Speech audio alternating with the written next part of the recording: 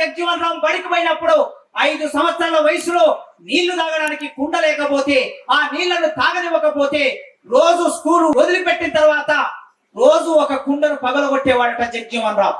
మేము నీళ్లు తాగని కుండ ఈ బడిలో ఉండడానికి వీల్లేదని రాళ్లు తీసుకొని కుండను పగలగొడుతూ ఉండేవాడు రోజు. చిన్న పిల్లవాడు కదా జగజీవన్ రామ్, ఆయనను పట్టుకొని హెడ్ మాస్టర్ దగ్గర తీసుకెళ్తే అడిగాడట హెడ్ మాస్టర్, ఎందుకు రా ఈ కుండను పగలగొడుతున్నావంటే, సార్ మరి నేను మనిషినే కదా, నీకు 2 కళ్ళున్నాయి, 2 కాళ్ళున్నాయి, 2 చేతులున్నాయి, నాకు కాళ్ళున్నాయి, నేను ఒకేలాగా ఉన్నాం, మరి నన్నెందుకు ఆ కుండలో నీళ్లు తాగనివ్వటం లేదని ఆ హెడ్ మాస్టర్ జగజీవన్ రామ్ అడిగాడట.